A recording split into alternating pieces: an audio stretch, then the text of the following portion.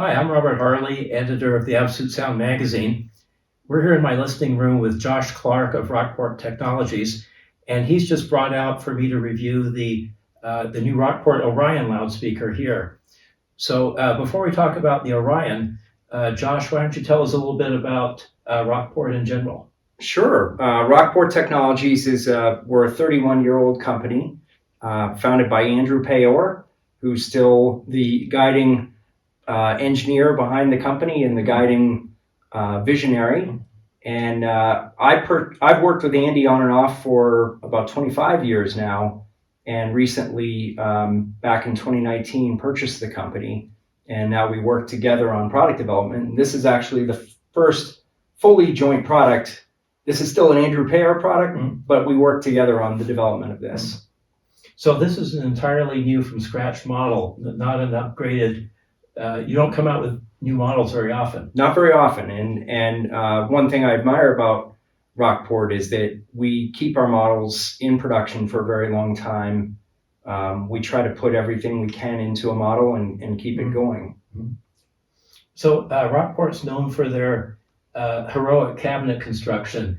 Can you tell us a little bit about this, how this cabinet's made? You can see it's not pieces of flat sheet stock put together. It's called the molded composite technique. That's right. And well, one thing, this is actually a 31-year process where we've been building dual shell cabinets. So an outer shell, an inner shell separated by a section thickness, which helps with rigidity, and also filled with a damping core material between those layers. So since our first speaker product in 1991, it's been dual shell composites. This product is special because about 5 or 6 years ago, we launched the Lyra loudspeaker, which is still our top product, and it's the best dual shell we've ever made. In that case, it's an outer shell of aluminum and an inner shell of aluminum separated by a viscoelastic core material, or filled with a viscoelastic core material. And our goal with this product was really twofold. The Lyra cabinet is by far the quietest, least noise making of its own cabinet that we've ever produced. And we wanted to bring that technology to a somewhat lower price point. And so instead of using a cast aluminum on the outside, we've used a cast aluminum structure on the inside and a carbon fiber two-piece outer shell, which is somewhat easier to manufacture, a little bit less expensive to finish, yet having the inner cast aluminum structure where the entire cabinet, all the pieces where all the sub cabinets where the drivers for the mid-range and tweeter fire into, and then the bass volume are cast as one single piece of aluminum. And that gives us most of the benefit of the Lyra with somewhat reduced price and just a very small compromise on performance. And the speaker's $133,000. $133,000. So it's a very expensive loudspeaker, but we think it truly punches above its weight and really brings a lot of what our $190,000 Lyra speaker brings to the table. And another benefit of that cabinet construction is you can make the shape idealized for the wave launch from the drivers. You're not on a flat baffle with a diffraction. That's right. So all of our speakers have similar shapes, but with a molded construction like this, we can have completely beautifully deep rounded edges of the baffle, continuously varying geometry between the drivers. We can really minimize the surface area around the drivers, which helps with diffraction behavior. It's a perfectly seamless edge, so there's no sharp edge where diffraction can really emanate and snap off a sharp edge. And this whole form is optimized for diffraction, for driver placement, so we can put them in time alignment, and also to be the minimum size we could possibly make it to be a full range speaker. And we can there's more to talk about on that. But. And the other advantage is this whole back section is a monocoque construction. There's no joinery. It's one piece, and it gives it structural rigidity. That's exactly right. I mean, the cabinet is made with 3 primary pieces, but in effect, and we have a really interesting video, it's a little hard to describe with words, but in effect, when the carbon fiber pieces are bonded together and they're bonded in one place around the aluminum casting, and then that's filled with the viscoelastic core material, it essentially becomes a one-piece cabinet with no joinery. So I brought you a 3D printed model. This is actually a scaled version of the actual design of Orion. And the black piece I'm holding is what is cast as a solid piece, or not a solid, but a continuous piece of aluminum. And this is the inner shell of the cabinet. So if you look in here, it may be hard to get enough contrast, but there's bracing built in, all of these driver attachment points, and sub enclosures. So there's a catenary profile mid-range enclosure in there. There's a tweeter enclosure, which is sealed off, and a large base volume. All the volume behind the mid-range and tweeter is used for the base volume. So we're able to, with the stiffness of aluminum, get excellent rigidity, but also really utilize the space inside the cabinet. So this is the inner shell. And then these two pieces, which I'll hold up, are the two-piece carbon fiber outer shell, which is bonded together along that line. And the way the cabinet's built, I'll show you the whole process. We start with the aluminum casting. We put a line of structural adhesive, which is used to put things like airplanes and boats together. It's as strong as the aluminum and the carbon fiber itself. And we bond on the front baffle. And it's a very precise registered fit. There's also a wool felt that fits into this space, but that's part of the finishing of the speaker. So initially that's bonded. Then the next day we turn it over, and there's another mortise and tenon joint around this edge of the carbon fiber and this edge of the carbon fiber baffle and the carbon fiber cabinet piece. And then those pieces are bonded together. So what you have now is a space, and it's a little hard probably to show this on camera, but we do have a really cool video of this on our website. But there is a section a space between the casting and the carbon fiber outer shell, and that's filled with about 115 pounds of our viscoelastic core material. Viscoelastic means that it stays elastic, a little bit squishy, and that's what's providing the damping of that aluminum inner piece and the carbon fiber outer pieces, because especially the aluminum by itself is going to ring and vibrate quite a lot if it doesn't have good damping. But just to finish, once that is poured, this has essentially become a one-piece cabinet from those three pieces.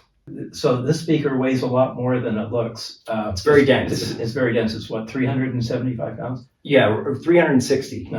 And so there's an enormous amount of density and rigidity in the structure, but there's also a lot of damping. Mm-hmm. And that's, again, with composites, you can get the qualities of stiffness, mass, and damping, which are important. And generally, if you use just one type of material, you can only get one or two of those qualities. Right, you don't get the combination of stiffness with damping. That's right.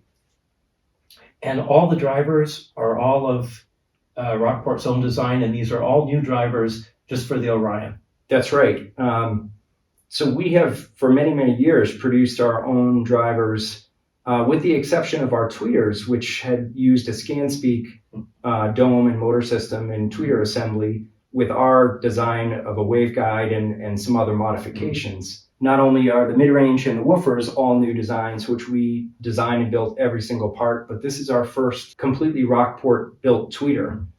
And the reason for that is we wanted to make the smallest big speaker we could. And our vision for that was to have just 3 drivers. And to have just 3 drivers develop a lot of dynamics and really be able to couple with the air, you need 3 big drivers.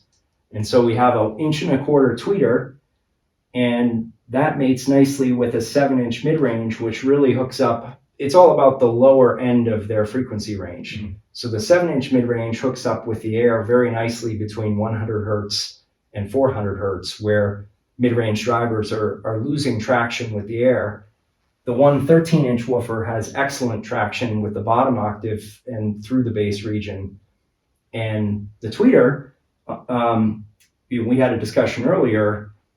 In our opinion, it is very important for a tweeter to have full high frequency response to 20K and even good response above 20K. But the problem with tweeters is not the high frequencies, it's their inability to drive the air at around 1K, 2K, their low end of the range. And so by having a waveguide and a larger dome, this tweeter sounds really good down at 1000 hertz, where most tweeters really can't push the air. And that's important because with a bigger mid-range, we want to bring the crossover frequency a little bit lower, because as the frequency gets higher with a larger diameter, the dispersion pattern of the mid-range becomes narrower. So it has to match the dispersion at the crossover point. That's right. So we needed a bigger tweeter to make it work. And as with all of our products, the off-axis dispersion is very similar to the on-axis dispersions, which helps it play nicely in a room. So your sidewall reflection is pretty coherent with your direct radiating sound. And these drivers are is a carbon fiber sandwich, so 2 skins of carbon fiber around a foam core, very lightweight cone core. That's right. Now, was Andy the first or one of the first to do that in like 2004? That's right. He did the first. I think I'll get this right. I believe the Arrakis was the first product that had a carbon fiber. In that case, it was a random oriented pattern of carbon, outer skin, inner skin, and row cell core. Right. So a sandwich, cord sandwich composite. You get that lightness and the stiffness by That's right. having that beam structure. And some damping, which all of those things are really important. But in particular, lightness is really important. And so we've done, and there's so much that goes into these cones, particularly the mid-range, because there's a lot of interaction when you have a stiff cone and you have to mate that to a surround. The cone is not flexing, but the surround is absorbing all that energy. And it's a very critical juncture. And we, in addition to doing a lot of theoretical testing, have to make a lot of parts and actually go through extensive laser interferometry testing and acoustic measurement testing to find out how they're performing and then make adjustments. So even the rubber surround, all the pieces that go in that driver are our own tooling and our own design. Right, and the motor assembly is all of your own design. It's a very sophisticated motor and venting. Right, which is similar to the completely custom drivers that Andy started working on back around 2010. That was the first year we went to our own motor system, our own basket, our own spider and surround, the whole thing. But previous to that, we had used audio technology drivers, which are excellent, but we wanted to have a little more control, and in particular, reduce air friction, so the actual motion of the air in and out of the driver basket and between the cone and the spider and behind the spider. We wanted to let air flow easily through that. So that necessitated our own basket design, and there are many other things.